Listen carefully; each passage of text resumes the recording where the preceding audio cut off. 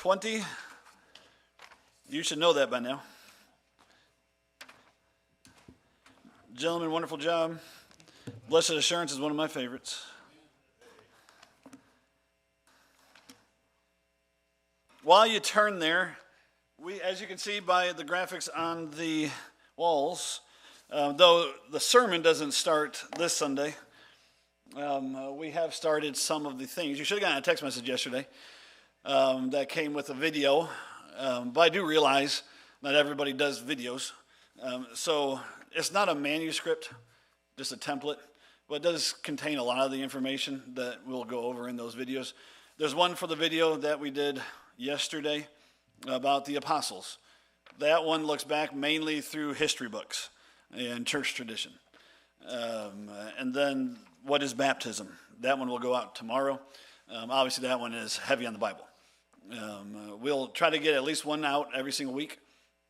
And we'll have these available Wednesdays. What's ever left will be there on Sunday. But these are available on the little brown table out there if you want to grab them before you head out. Exodus 20, which one are we on? 8. Yes, verse 15, another short one. Thou shalt not steal. Stealing is very common. So in Jesus' day, does anybody know what the Greek translation of the Hebrew Old Testament that would have been around in Jesus' day was called? You're going to learn something. I hope you'll write it down. Tanakh is the Hebrew name for the Old Testament. If you go to Israel, they'll call it the Tanakh. That's talking about Torah. I can't remember what N-A is, but Ak is for the prophets. Anybody? Septuagint, yes. What Jesus would have had in the temple would have been the Septuagint. Does anybody want to wager a guess when they transliterated the word steal from Hebrew to Greek, what that word was? Everyone's going to kick themselves. Everybody's going to kick themselves. No, you're actually pretty close, though. I think it might even be considered a disease or psychological thing. Klepto. So if you know a little bit of Greek, you know more Greek than you thought you did. Klepto is the Greek word for steal. And then we get our English word kleptomaniac. Do you all know anybody like that? Yeah. My wife is like that because she stole my heart. Can I get a witness? Thank you. Thank you.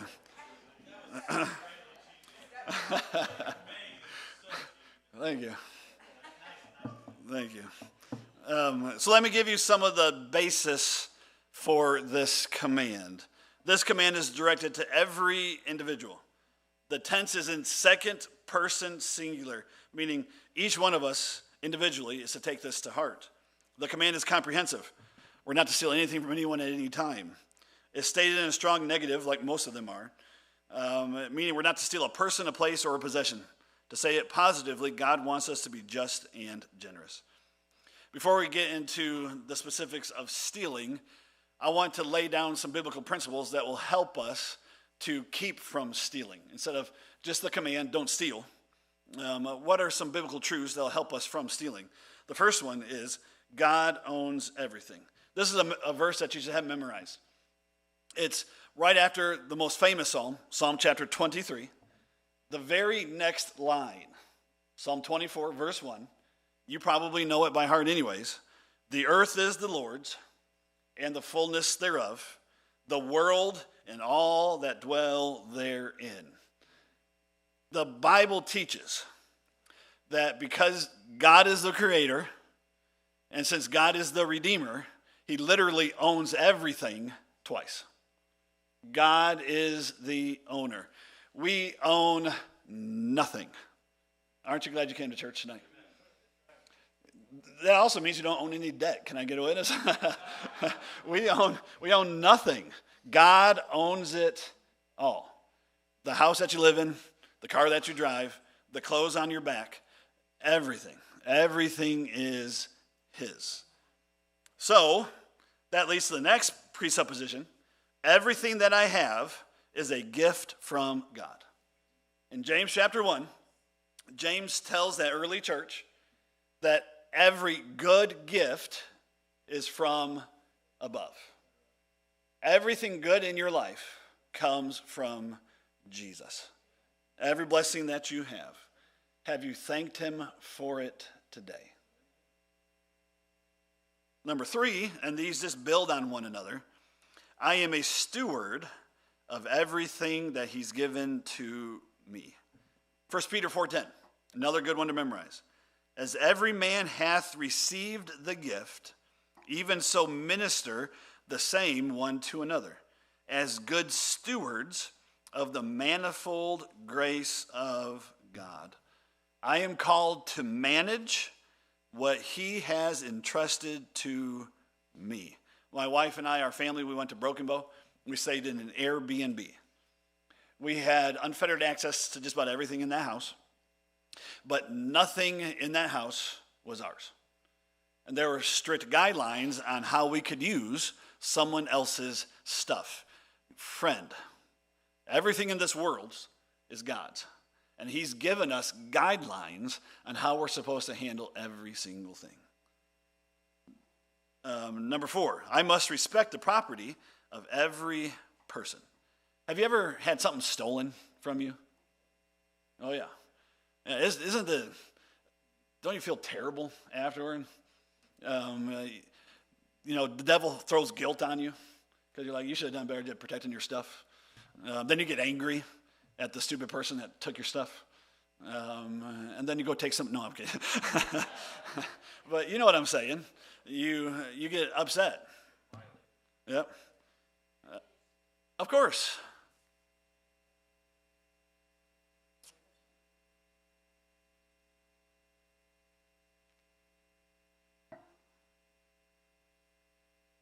How many? Goodness gracious. Uh-huh.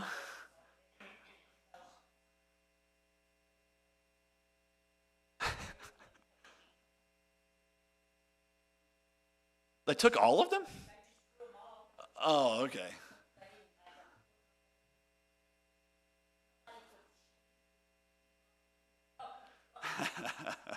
Took everything. Oh, man. I imagine. Yeah, very good. Okay. Chris has that many vans, so it's all right. Yeah. Then number 5, I must be a giver and not a taker. I want you to listen to this verse. You should write it down. Another good one to memorize. It gives us the 2 things that'll keep us from stealing something that's not ours. Ephesians 4, verse 28. It's actually a really odd placement for the verse. You know, right before this, it says, be angry and sin not. Let not the sun go down upon your wrath, neither give place to the devil. And then it goes to this. And then right after this, it talks about how we communicate with one another.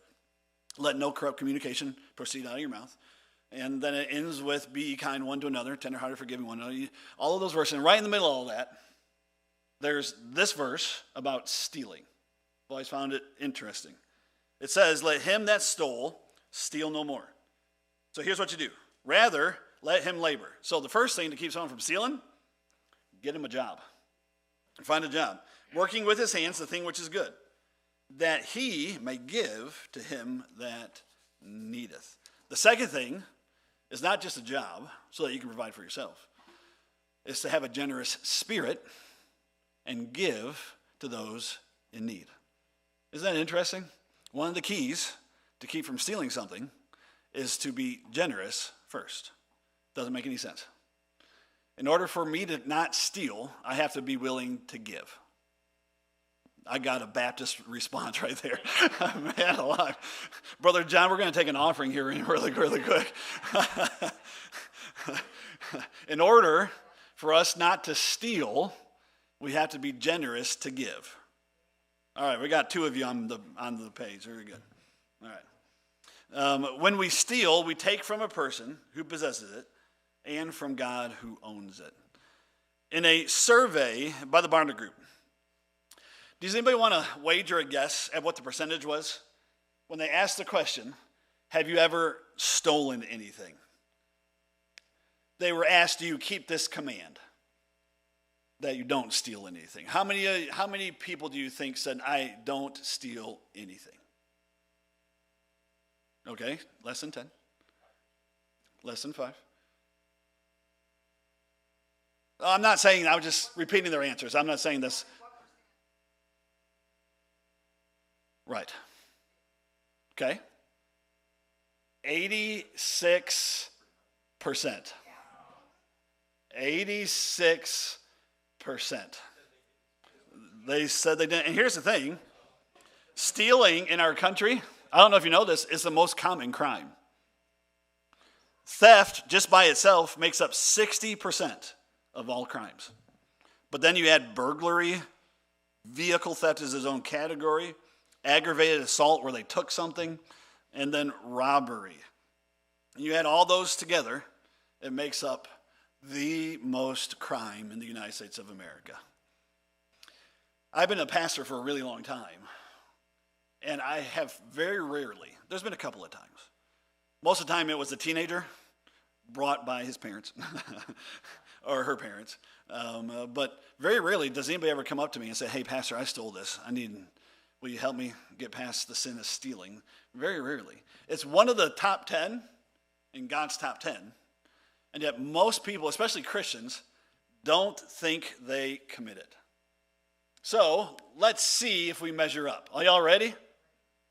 I promise it hits a whole lot closer to home than you think.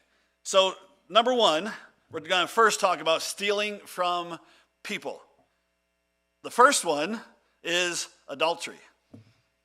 I don't think it's an accident that right after commandment number 8, or right after commandment number 7, here's commandment number 8, a prohibition on adultery is followed by a prohibition from stealing something.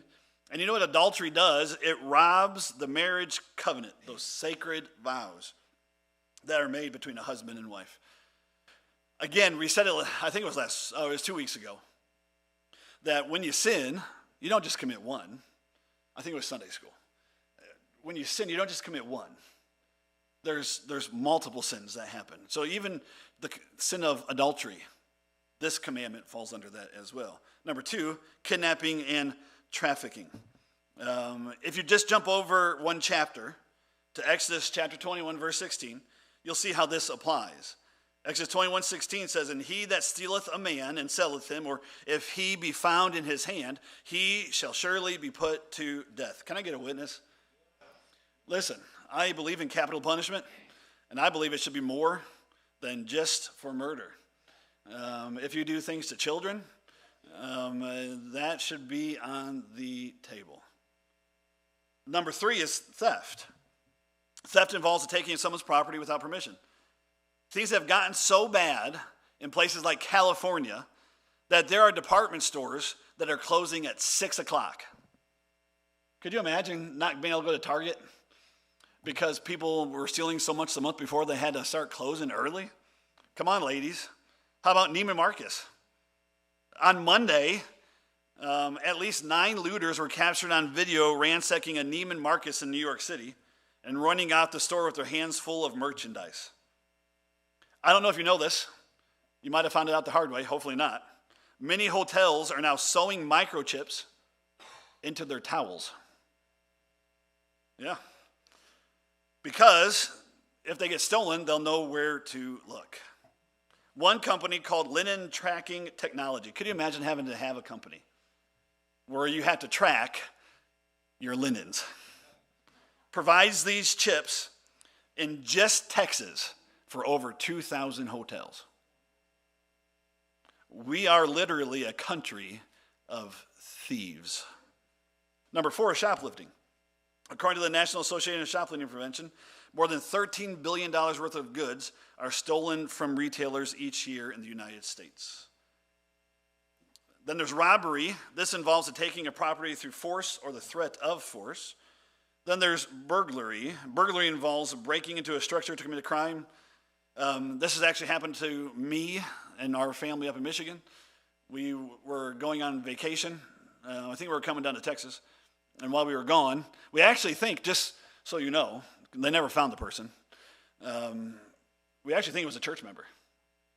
That because they knew we had a dog, and we had a big old dog. His name was Rambo. German Shepherd, weighed 120 pounds. We called him our security system. But we weren't going to be there for a week, and we weren't going to take him in the car for 2 days down to Texas, so we let him go to my grandma's house. And we told the church that we were going, and that the dog was going to grandma's. And so the only people that had that information were church members. And we think it was a church member that came, broke into our house. They stole my Sega Genesis.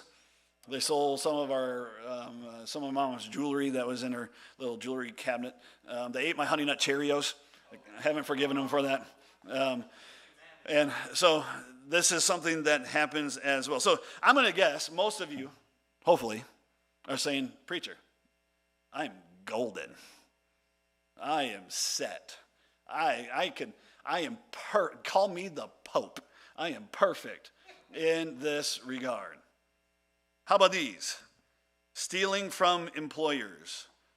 USA Today reports 48% of all American workers have taken something from an employer.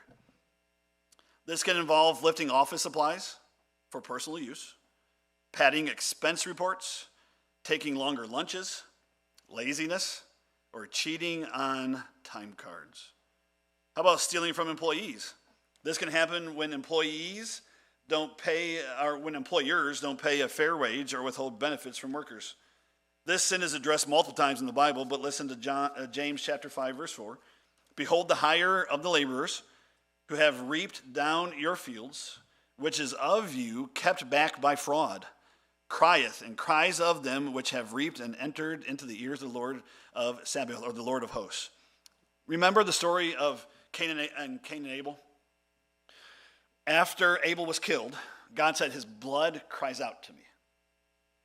God is saying the same thing here when employers don't pay a fair wage to their employees. Did you know that? Number 9, refusing to work. Uh-oh. Why don't we turn there? Because I want you to see it. Find 2 Thessalonians chapter 3. If you find 1 Thessalonians, I bet you know where to go.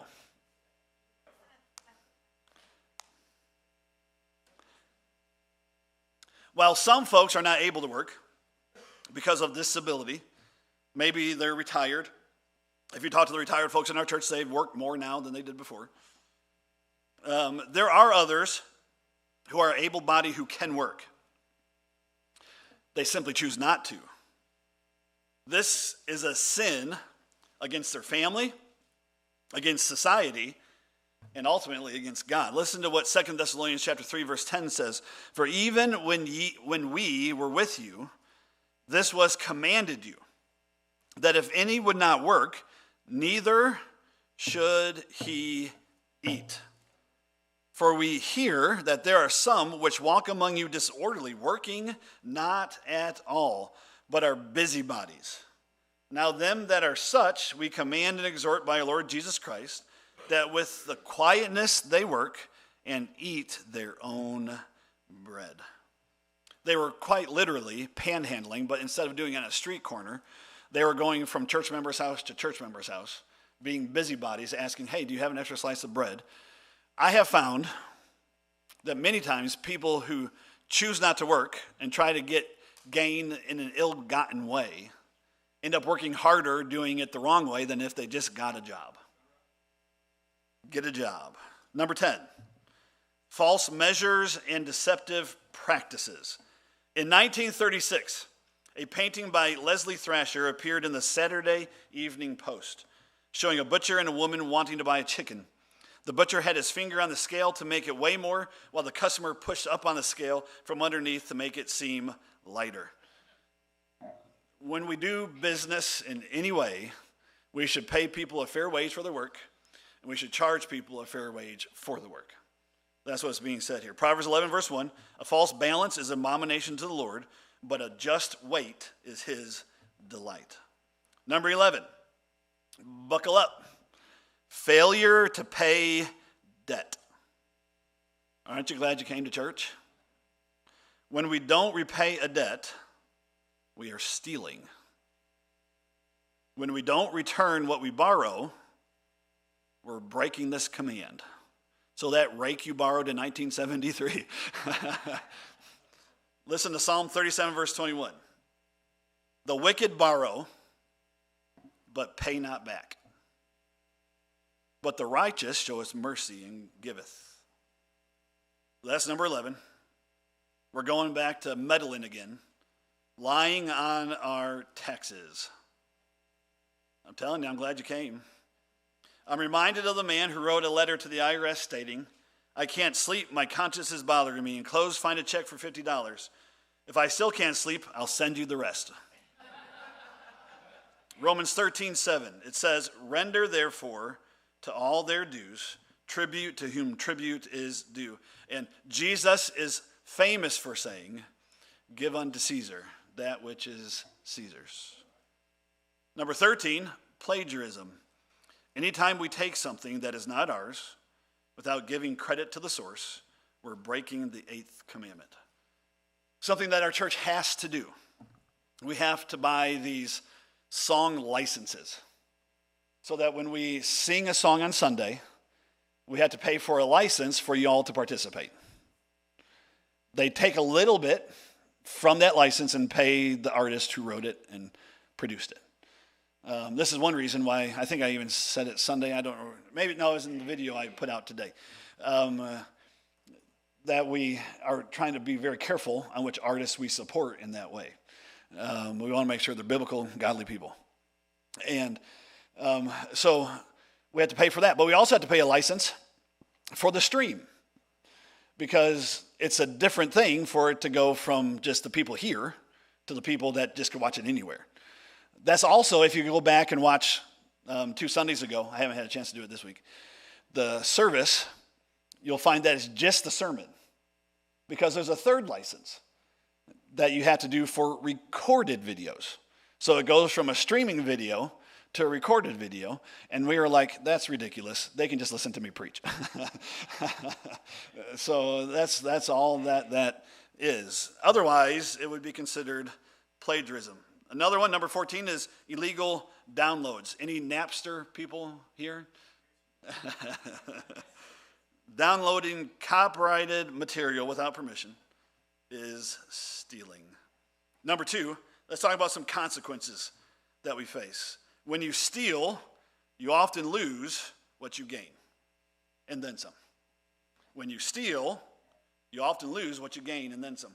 I've never met, and there's probably some out there that are, just skilled at it, but I have never met someone that I knew often stole things that lived a better life than I do. They often, almost always struggle more than me. Proverbs 13 tells us why.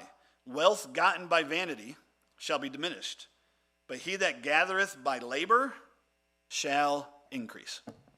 God blesses when you do it the right way. Can I repeat that? God will bless you if you do it the right way. Stealing also brings shame. Jeremiah 2, verse 26 says, as a thief is ashamed when he is found. Stealing something little can lead to greater sins. Jesus said this about Judas in John chapter 12. This he said, not that he cared for the poor, because he was a thief and had the bag and bare what was put therein. Just a few hours later, after Jesus said that, Judas would go and sell Jesus for 30 pieces of silver. You can't tell me the two aren't connected. When we steal, we take from a person who possesses it and from God who owns it. When we trust God's providential provision, we will treat people and their property God. One pastor put it like this: when we withhold the things that are rightly his, we are in effect stealing from God. The eighth commandment isn't just about stealing. The eighth commandment is about stewardship. 2 Corinthians chapter 5, verse 10 tells us we will give an account to God someday for all of the things that he has given to us to manage, the things he's entrusted to us. Listen to what it says. For we must all appear before the judgment seat of Christ, that everyone may receive the things done in his body according to that he hath done, whether it be good or bad. Could you imagine having your life just laid bare in front of your Lord? So, number one, we should give God our time. Y'all are doing that right now. You didn't realize it was going to be to listen to a message like this, but you're giving God your time tonight. Give God your time. When we travel, and if we're there on a Sunday, give God your time. You don't just go to church because it's Central Baptist Church. When you go somewhere, you find a church. Listen, it can be awkward. You don't know anything. My wife is here. I would say 9 times out of 10, big town, whatever the case may be, we try to do it. We've gone into a big church before where there are thousands of people. And the sermon was hot garbage. We went to a very small church, my family and I. When I was a teenager, we were up in Traverse City, Michigan, one of the most beautiful places in all of God's earth. And we went to church. We went to church on a Wednesday night at this church. We walked into that church, and there were 3 other people there. It was the preacher, his wife, and their son. And then my family of 5 walked in, and we more than doubled their attendance. And if you think it's weird to have the preacher looking right at you,